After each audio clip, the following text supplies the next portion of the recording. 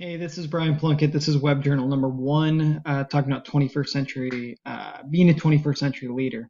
So it talks about how to develop and implement a shared vision for integration of technology. I think for me, I would start with my vision statement for the entire school. So my vision statement starts with a discussion or a brief statement regarding being competitive in the future, preparing students to be competitive in the future for careers. And I think that's ultimately one of the foundational goals of the school system is to prepare students to be able to compete in a competitive environment for jobs. And the reality of our world, the 21st century, is that that is almost entirely predicated on technology. I mean, even jobs that seem like they would not have technology have them integrated somehow, whether it's email, writing documents, a myriad of different, specialty programs, those types of things. So, if your vision is to prepare students for the future, I don't see how you can do that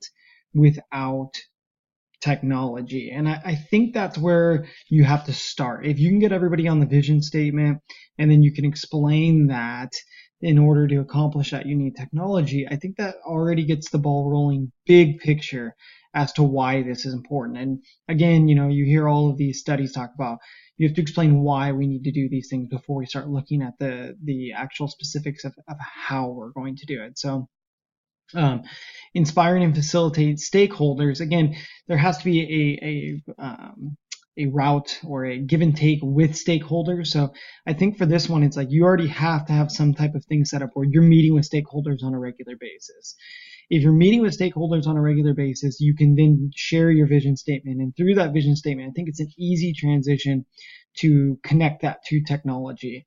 And I think that's how you get everybody on board. Again, it's starting with why, open line of communication and consistent communication with those people who are stakeholders, whether that's the community, fellow teachers, etc.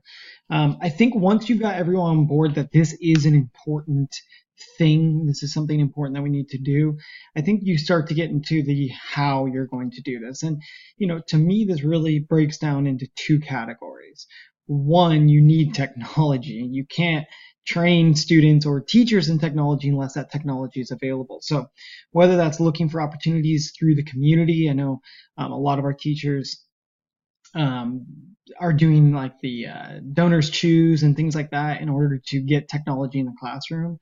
And so using those avenues, the school has been using whatever finances it can, or a chunk of that, and making it a priority to provide technology, whether that's Chromebook, smartboard technology, laptops, whatever it may be. But I think you need to then allocate funds for technology. I think you need to look at utilizing fundraisers or the community as much as possible to get technology. And again, this is where it's important to already have shared the vision statement and have that open line of communication, because if you share that this is important, if they believe in your vision statement as a school, which should be developed with them, so they should believe in it, then you can get them to, you know, do a fundraiser or participate in different school functions, knowing that those funds are going to go to technology, which is something that they already believe in. So that's how you get the technology, I think, rolling. And then once you get the technology in the classroom, the last step to me is training for the teachers. And again, having all the technology in the world is not valuable unless you have individuals who know how to utilize it. And through my research for this program, the main goal of integrating technology is to create what's called transformative lessons. And transformative lessons are those that cannot be completed without technology. While it's great to substitute something that could be done without technology with technology, especially if it's cost saving, that in and of itself does not necessitate or fundamentally change the way that you're doing something. And so I think to me the goal should be on talking to teachers about using technology in a way that allows students and teachers to do things that they otherwise could not if they did not have that technology. And I think that is the end goal.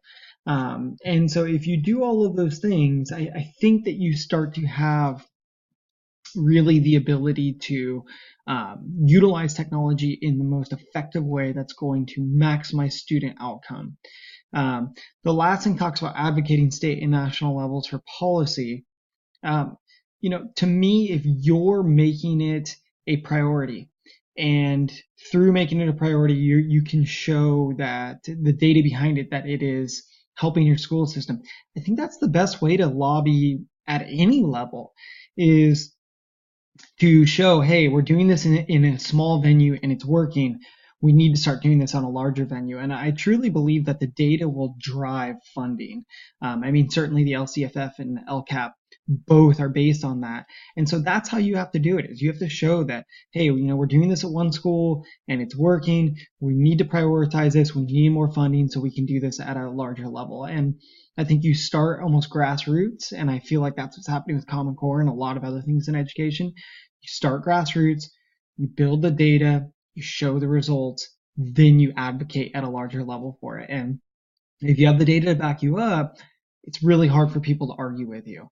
If it's all hypothetical, it's much easier for people to say no and not give you funds for those types of things. So I think that hits all of the different areas of being a 21st century leader, and specifically focus on how to get technology in the classrooms as an administrator, how to advocate it at a school and local level, as well as at a national level. Thank you very much.